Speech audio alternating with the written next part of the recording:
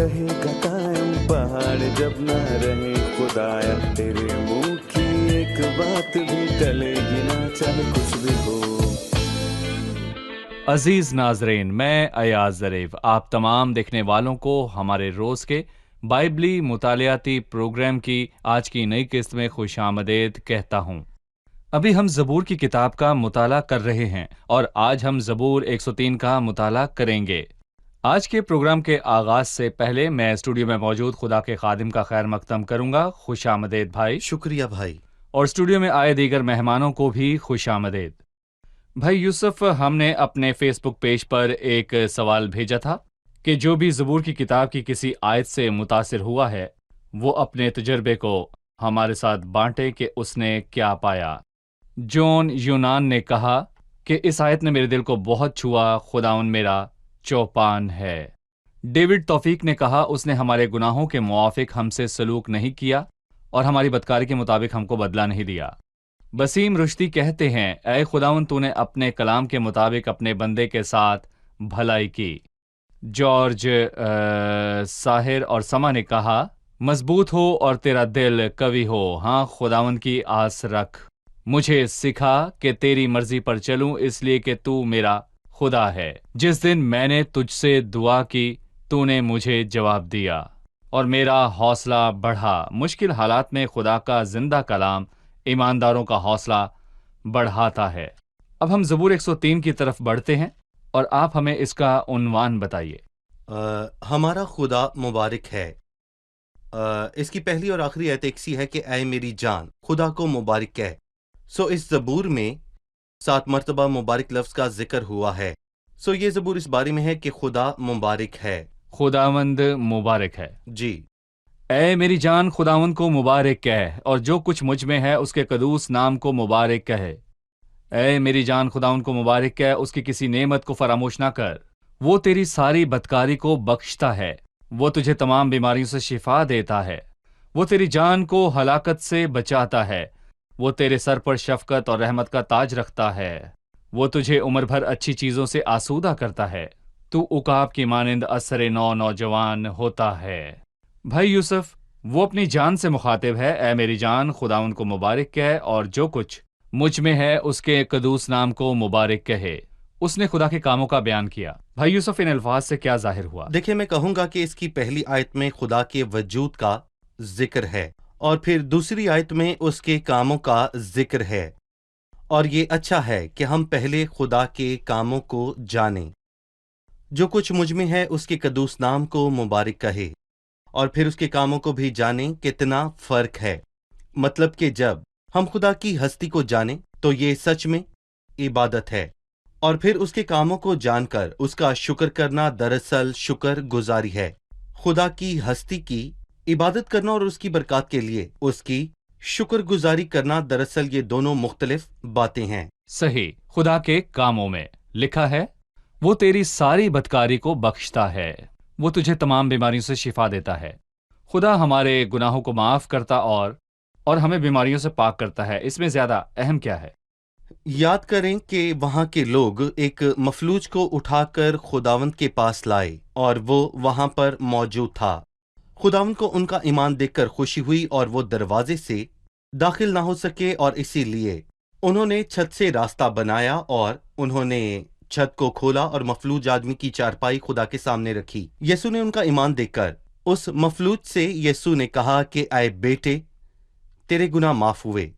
اس نے مفلوج کو شفا دی تھی، اور میں کہوں گا کہ اس سے ہمیں خدا کے کام کی ترتیب معلوم ہوتی ہے۔ پہلے وہ معاف کرتا ہے، پھر شفا دیتا ہے، اور داؤد نے بھی ایسا ہی کہا، وہ تیری ساری بدکاری کو بخشتا ہے، وہ تجھے تمام بیماریوں سے شفا دیتا ہے۔ اور یہ شاندار بات ہے کہ وہ معاف کرتا ہے، کچھ گناہ نہیں بلکہ ساری بدکاری، کیونکہ اگر ایک بھی گناہ رہ جائے تو ہم جہنم میں جائیں گے، اور اس نے لاکھوں نہیں بلکہ سارے گناہوں کو معاف کیا۔ وہ ہمارے سارے گناہوں کو معاف کرتا ہے۔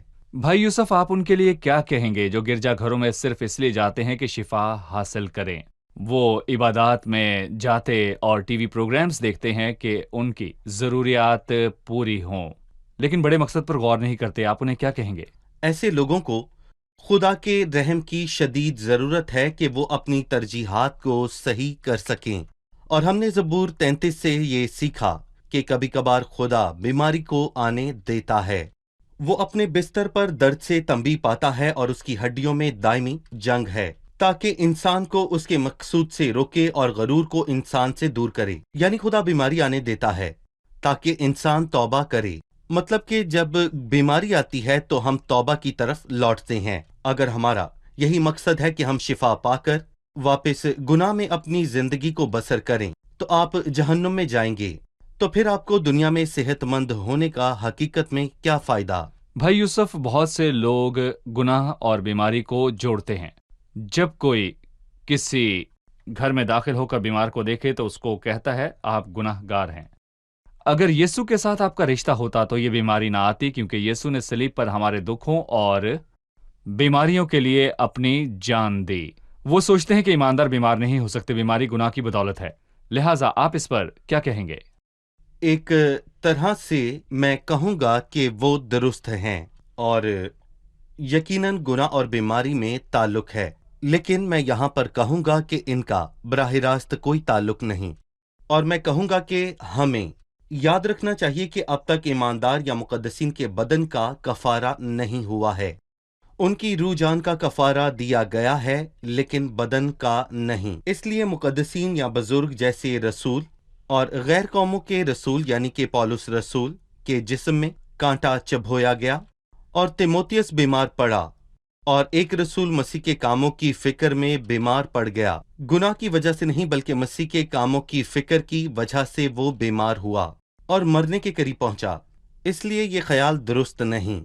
ہر بیماری کا گناہ سے تعلق نہیں، گویا بلا واسطہ اس کا تعلق گناہ سے ہے جو دنیا میں داخل ہوا، اور پیدائش کے 3 باب میں اس کا ذکر ہے، اور مسیح نے روح کا کفارہ دیا۔ اب تک بدن کا کفارہ نہیں ہوا، لیکن جب وہ ہمیں آسمان پر لے جانے آئے گا تو ہم سب کے بدن تبدیل ہو کر جلالی ہو جائیں گے اور مکمل صحت یاب ہوں گے، اور مسیح کی دوسری آمد پر ایسا ہوگا۔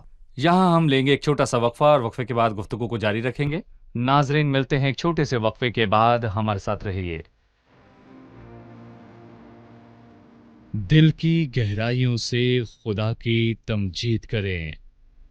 داؤد نے کہا، اور جو کچھ مجھ میں ہے اس کے قدوس نام کو مبارک کہے۔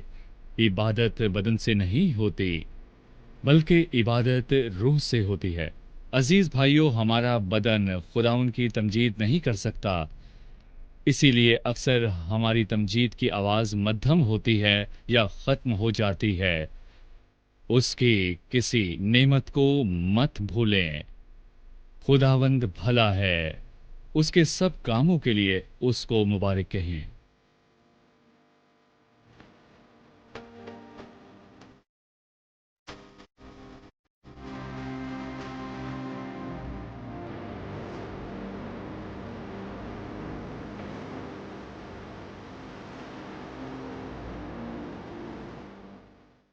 خوش آمدید۔ آئیے چلتے ہیں مہمانوں کی جانب اور جانتے ہیں ان کا سوال۔ اے میری جان، خداوند کو مبارک ہے، یہ آیت اس زبور کے شروع اور آخر میں لکھی ہے۔ مجھے بتائیں کہ ہم خداوند کو مبارک کہتے ہیں یا برکت دیتے ہیں؟ جی بھائی، اس کے کیا معنی ہے؟ اے میری جان، خداوند کو مبارک ہے۔ بے شک خداوند ہی تمام نعمتوں کا سرچشمہ ہے، جس نے ہم کو مسیح میں آسمانی مقام پر ہر طرح کی روحانی برکتیں بخشیں۔ یہ برکت آسمان سے نیچے آتی ہے ہم پر اس کو مبارک کہنا، اس برکت کی سمت اوپر سے نیچے ہے اور ان کے ایک ہی معنی نہیں ہے۔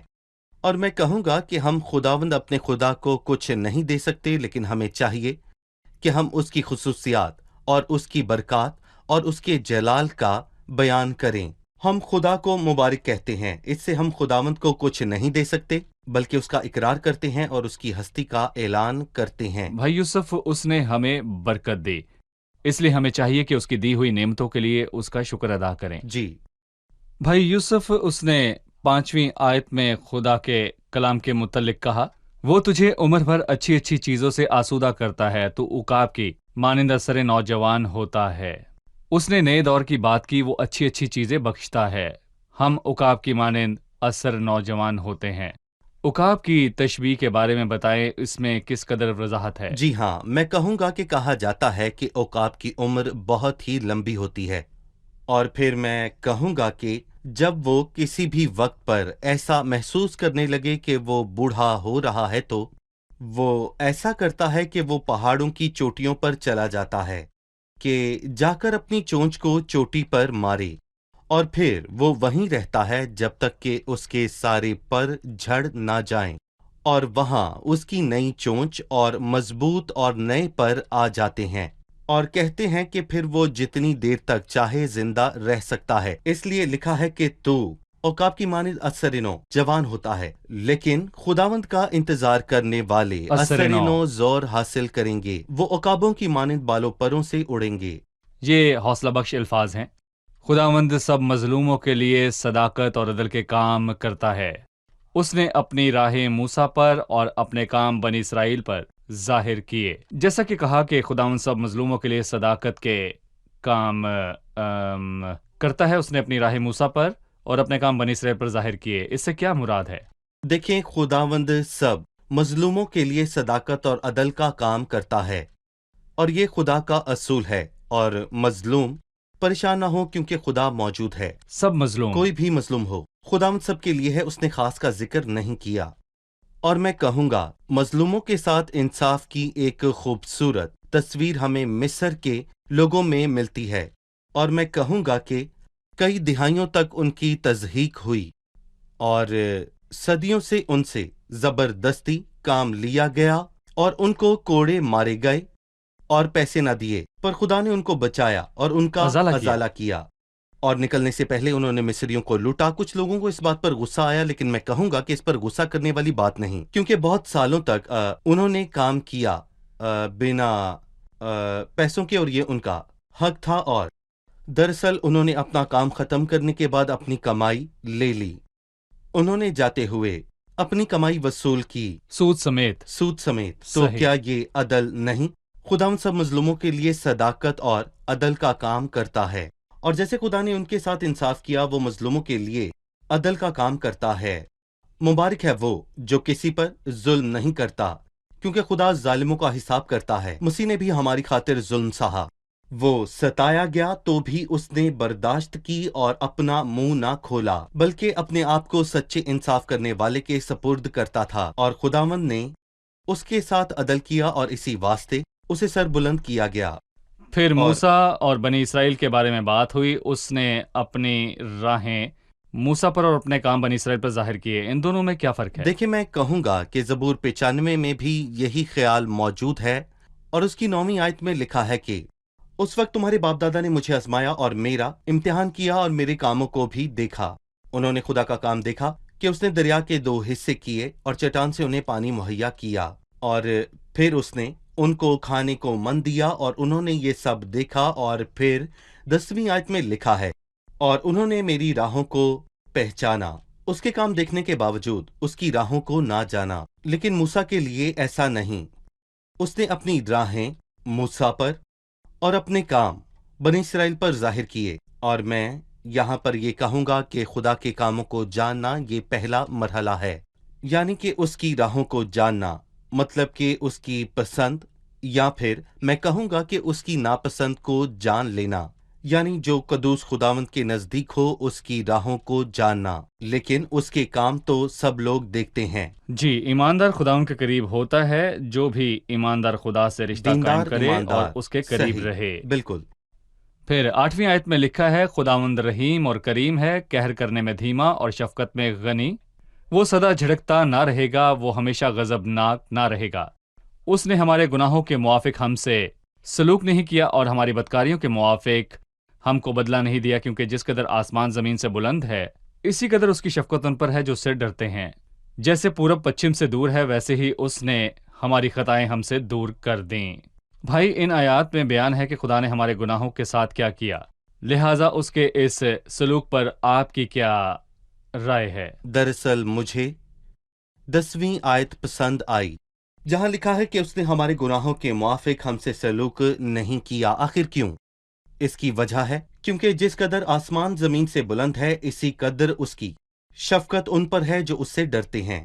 میں اس کو عمودی سمت کہتا ہوں، اور اس کے بعد جیسے پورب پچھم سے دور ہے، ویسے ہی اس نے ہماری خطائیں ہم سے دور کر دی ہیں، یہ افقی سمت ہے۔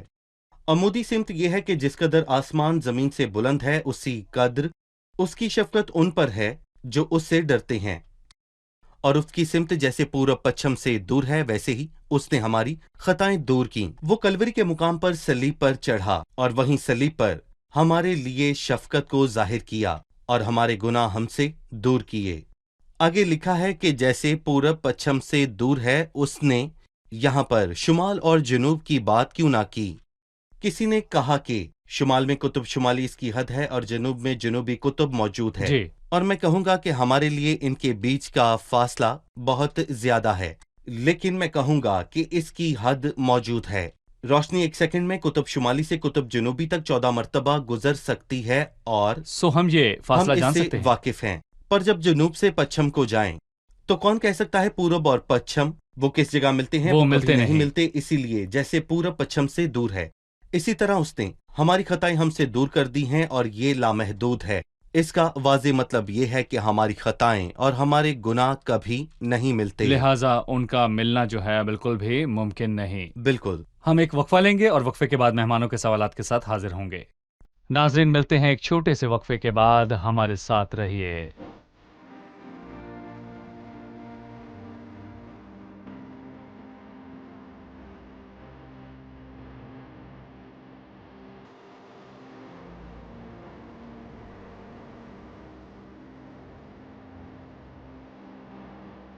खुशामदीद। आइए चलते हैं मेहमानों की जानिब और जानते हैं उनका सवाल।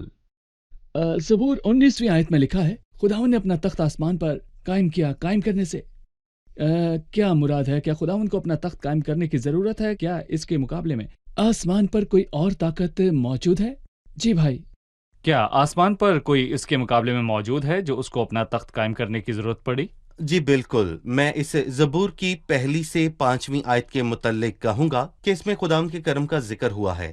आयत 6 से 10 में उसकी रास्ती और अदल का, और आयत 10 से 14 में उसकी रहमत की बात हुई है, और इसके बाद आयत 15 ता 18 उसकी अब्दियत का बयान है। और मैं कहूंगा कि यहाँ वाज़े तौर पर लिखा है कि लेकिन खुदावंद की शफकत अजल से अब तक है, और फिर 19वीं आयत से ज़बूर के आखिर तक उसकी बढ़ाई का जिक्र है। और आपका ये सवाल भी इसी हिस्से से है। खुदावंद ने अपना तख्त आसमान पर कायम किया। उसका तख्त मुस्तहकम है और उसे जुम्बश नहीं।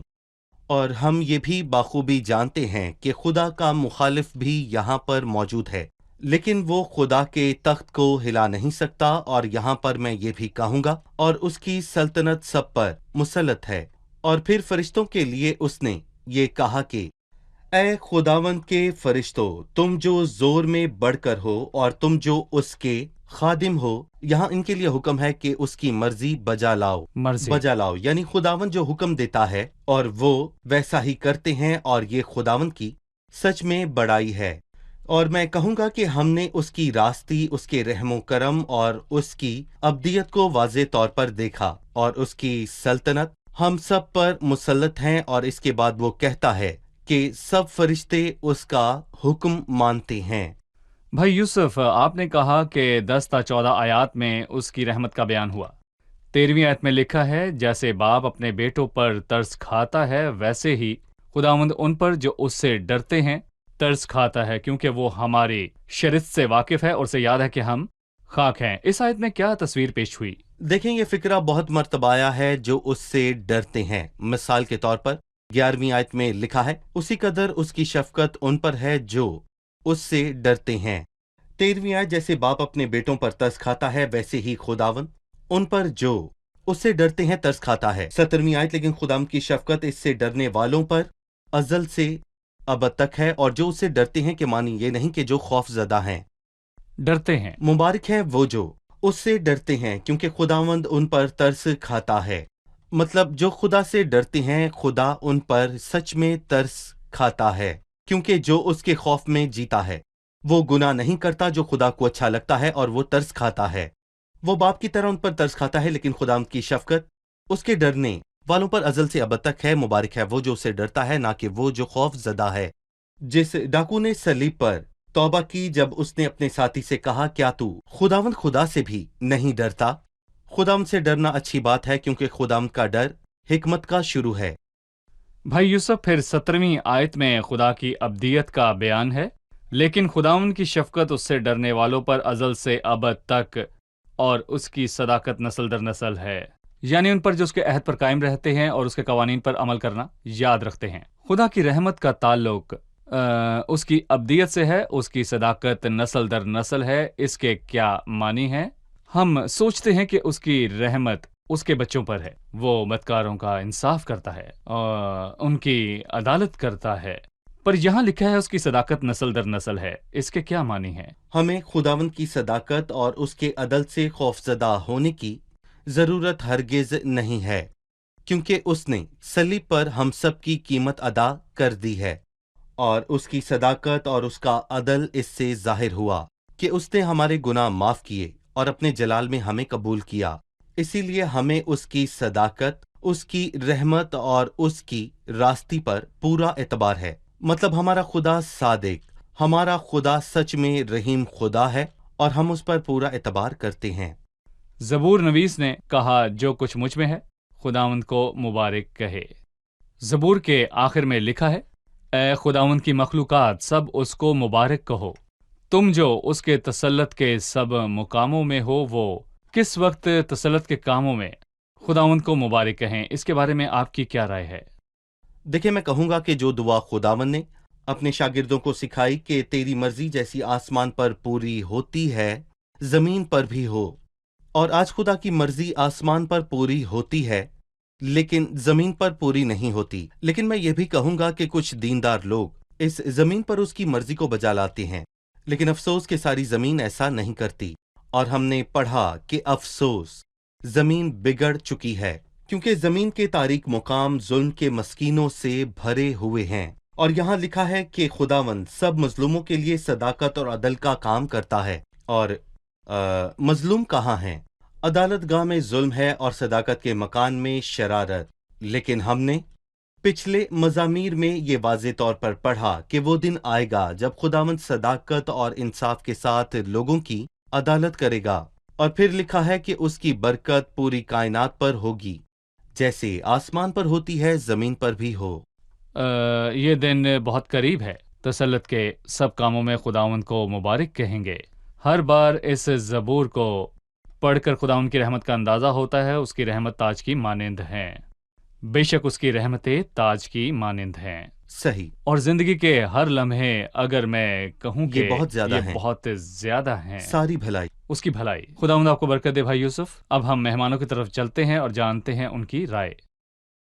जी, आज के प्रोग्राम में आपने क्या सीखा?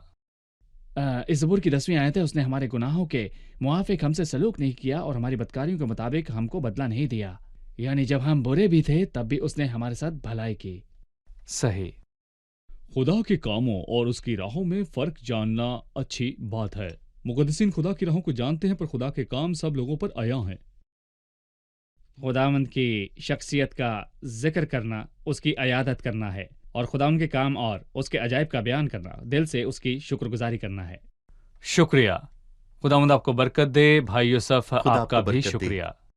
अजीज नाजरीन, मैं ये आयत कहकर आपको रुखसत करता हूँ, जैसे बाप अपने बेटों पर तरस खाता है, वैसे ही खुदावंद उन पर जो उससे डरते हैं तरस खाता है। खुदा का दिल मोहब्बत और शफकत और प्यार से भरा है, वैसा नहीं जैसे लोग सोचते हैं कि खुदा हमसे बदला लेने के लिए बेताब है और उसको इंसानों से नफरत है, या वो चाहता है कि इंसानों पर अपने इख्तियार को जाहिर करे।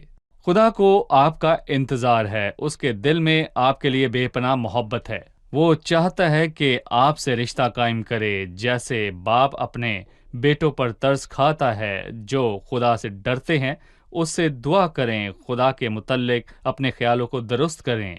वो लोग जो ये सोचकर दुआ करते हैं कि दुआ करना लाजिम है ताकि खुदा के गज़ब से बच सके, वो ये जान लें कि खुदा आपका बाप है, वो आप पर तरस खाता है। उसके नज़दीक आएं और कहें कि आप उसके साथ बाप और बेटे जैसा रिश्ता कायम करना चाहते हैं। जैसे बाप अपने बेटों पर तरस खाता है, वैसे ही खुदावन उन पर जो उससे डरते हैं तरस खाता है। अगले प्रोग्राम में आपसे फिर मुलाकात होगी। खुदावंद आपको बरकत दे।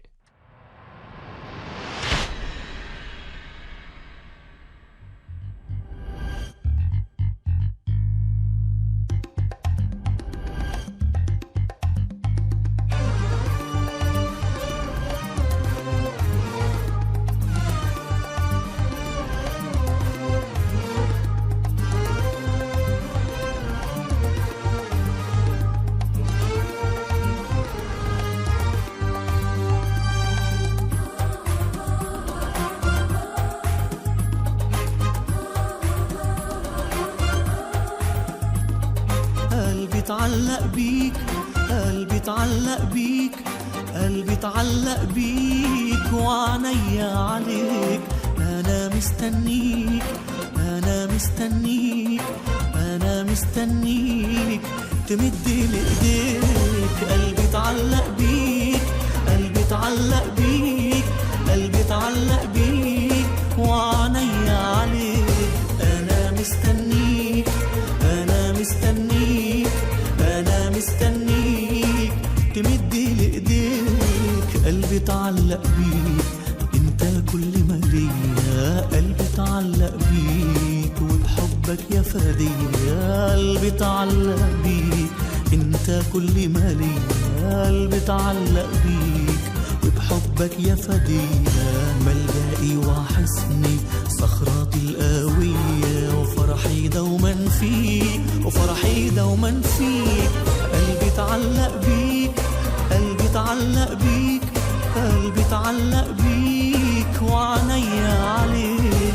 أنا مستنيك، أنا مستنيك، أنا مستنيك تمد لي إيديك. قلبي اتعلق بيك، قلبي اتعلق بيك، قلبي اتعلق بيك وعينيا عليك. أنا مستنيك، أنا مستنيك، أنا مستنيك تمد لي إيديك.